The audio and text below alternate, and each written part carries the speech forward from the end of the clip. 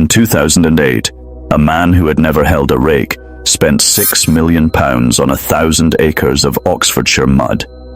Every financial advisor he knew told him he had lost his mind. Today, that apparent blunder is worth over £200 million. But he did not build that wealth by farming well.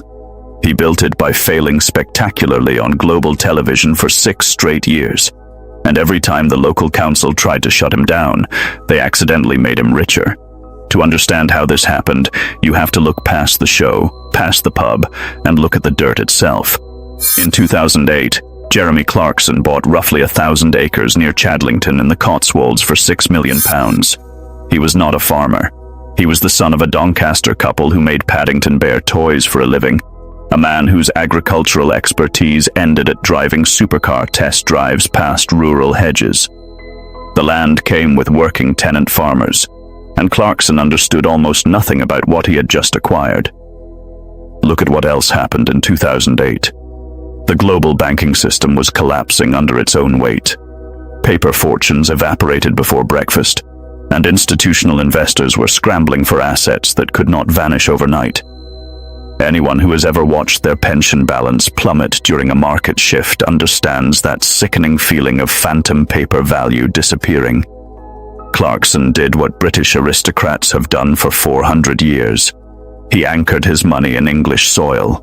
Farmland does not crash to zero. No market regulator can freeze a field, and no hedge fund can short an acre of Oxfordshire earth into oblivion.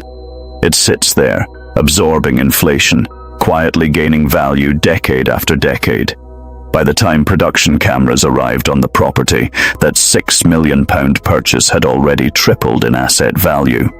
Conservative valuations today rate the bare land alone at over £45 million. He doubled his net worth simply by standing on the ground beneath his boots.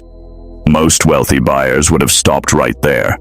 They would have collected tenant rent, let the land appreciate, and gone back to hosting television shows in climate-controlled studios. Clarkson chose the single most chaotic path available. When the primary lease expired, he ignored every expert warning and decided to work the fields himself.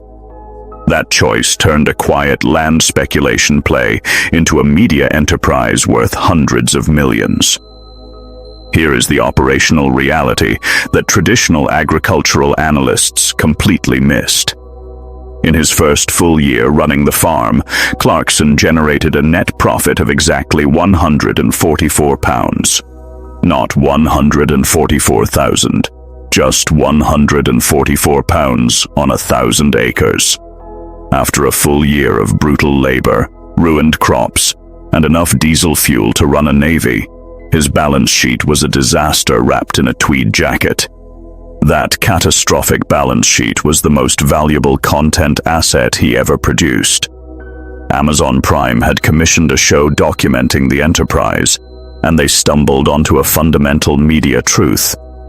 Audiences do not want to watch a privileged celebrity succeed effortlessly at a new hobby. They want to watch him get crushed by real life. The failure was the product. Every ruined harvest, every snapped tractor axle, every screaming match with his young farm manager Caleb Cooper was genuine. Caleb, a young man who had worked that specific soil since childhood and has never wanted to live anywhere else, watched Clarkson's mistakes with the quiet fatigue of a man who already knows how the disaster ends. When it rained, it was real rain. Viewers who spend their lives surrounded by staged corporate realities can spot fake drama within 4 seconds. They stayed because the struggle was real. Clarkson's Farm became the most watched original series on Prime Video in the United Kingdom. Millions of people across dozens of countries tuned in to watch an aging broadcaster in a massive Lamborghini tractor lose money in endless creative ways. Agricultural boards that usually view media intruders with absolute hostility gave him awards for public service. He did more for the public image of British farming in 6 episodes than 30 years of official public broadcasting had managed in a generation.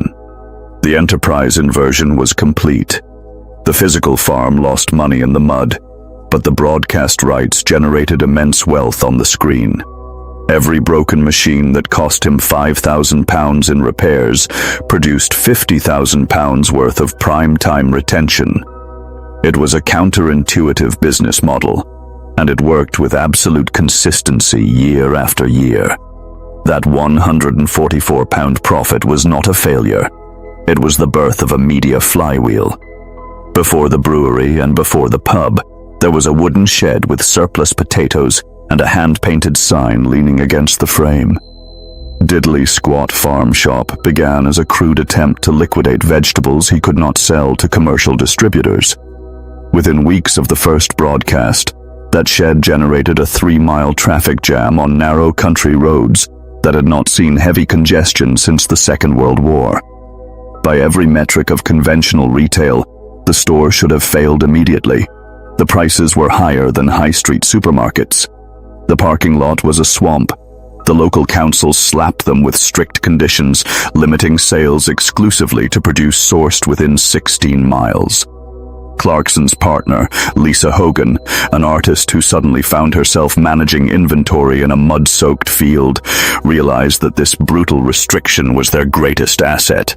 It forced them to contract directly with local growers who had been priced out of standard retail supply chains. Within 12 months, the shop's balance sheet surged from £44,000 in assets to over £1.3 million. People were not queuing in the rain for cheap potatoes or milk cheekily rebranded as cow juice. They were paying for direct participation. In a world full of mass-produced plastic and corporate public relations, standing in an Oxfordshire field buying raw honey offered something rare. It offered a connection to a real place. Paying twice the standard price for a jar of honey is a small tax to feel connected to something authentic. While the queues grew, the West Oxfordshire District Council said no to everything. No to expanding the car park. No to a farm restaurant.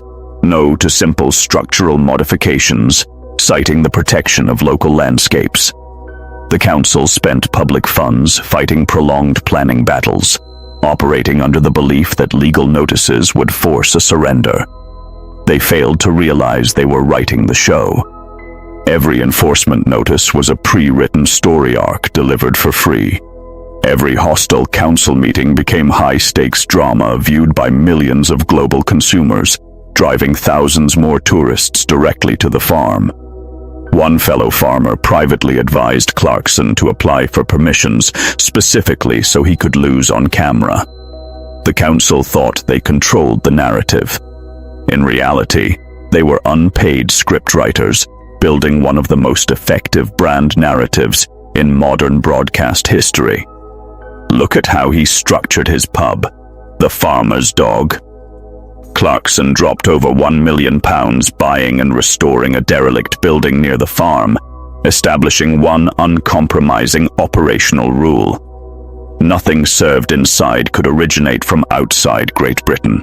Not the meat, not the produce, not even the black pepper on the dining tables. That rule sounds simple on a marketing poster. It is an operational nightmare for a commercial kitchen. Imported black pepper costs a fraction of native alternatives, and standard restaurant suppliers build their entire business model on cheap international imports. Clarkson ignored every hospitality consultant who begged him to relax the rule. He doubled down, showed the brutal profit margins on television, and let the public watch the financial cost of absolute supply chain integrity. The pub now employs over 140 people in a rural district where steady jobs are hard to find. The profit margins are paper thin, and some months they vanish entirely. Most celebrity endorsements involve licensing a name, posing for a photograph, and collecting a dividend, while an agency handles the messy operational details. Clarkson did the exact opposite. He chose the most expensive, logistically complex, uncompromising route possible. A pub that barely turns a profit because every single item is verifiably British is not a failing business. It is a live stage performance that serves food. Customers willingly drive 2 hours, stand in cold rain, and pay premium prices because they know the commitment is real. The financial loss at the table is simply the marketing cost required to maintain absolute enterprise trust. If you're enjoying this story about Clarkson, make sure to subscribe to Soil Vanta for more informative videos and stories like this. Then came the beer. During his second season, Clarkson planted a field of barley and decided to launch a lager brand called Hawkstone. Established brewing executives paid zero attention. Celebrity alcohol brands usually follow a predictable corporate script. A famous person licenses their image to a massive beverage conglomerate. The corporate entity handles production, and the celebrity turns up for a launch event. It is a quick cash-out play dressed up as entrepreneurship. Hawkstone ignored that template entirely. Clarkson built a real brewing infrastructure with dedicated fermentation tanks and professional master brewers. He sourced barley directly from his own fields and neighboring farmers, guaranteeing local growers a fair price above volatile commodity markets. For many local families who had spent decades at the mercy of global grain fluctuations, it was the first guaranteed revenue contract they had been offered in a generation. By 2025, Hawkstone reported sales exceeding £20 million, nearly tripling its revenue in a single year. With a 134% annual growth rate, it became the 23rd fastest-growing private company in the United Kingdom.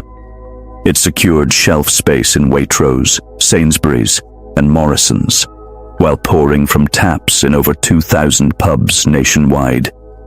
The physical brewery expanded 3 times in 4 years, funded entirely by operating cash flow rather than venture capital dilution. The brand's independent valuation climbed past £75 million, completely separate from the land assets. When they launched an advertising campaign featuring real local farmers delivering blunt, unscripted endorsements, regulatory boards immediately banned it for colorful language. The ban generated over 1 million organic video views in days. The regulatory opposition became the finest promotional campaign the brewery could have asked for. When global beverage giant Carlsberg reportedly made a £50 million acquisition offer, Clarkson rejected it almost instantly. The offer was useless because Hawkstone cannot be unbundled from the ecosystem that created it. Without the local supply chain, without the neighboring farmers, and without the television narrative, Hawkstone becomes just another generic lager fighting for supermarket shelf space. The media story is not an add-on to the product. The story is the core asset. The farm grows the grain. The brewery crafts the beer. The television show broadcasts the process to millions at zero advertising cost. The shop sells the product directly to consumers who travel hours for the experience. Every unit of the enterprise reinforces the rest in a continuous cycle. It is an integrated business engine operating on its own momentum. That 1,000 acres of Oxfordshire mud was never just a farm. It was a physical platform for a multi-industry brand spanning media, retail, hospitality, and manufacturing. The council thought they were enforcing local rules. They were supplying dramatic friction. The brewing industry assumed a television host was playing a game. He built a vertically integrated brand they cannot buy. The agricultural establishment thought he would mock their trade. He made an entire nation care about local food production. Clarkson once noted in a print column that land is the ultimate long-term asset because it cannot be manufactured. Government taxation cannot destroy its physical existence, and the world will always need food. He was right about the economics, but he missed the bigger picture. He bought a field, made every possible mistake in front of a global audience, refused to hide his failures, and built a £200 million empire out of pure, unpolished truth. If you enjoyed this story about Clarkson, be sure to subscribe to Soil Vanta for more informative videos and stories like this. Leave a comment below and let us know what type of story you'd like to see next. Thanks for watching, and we'll see you in the next video.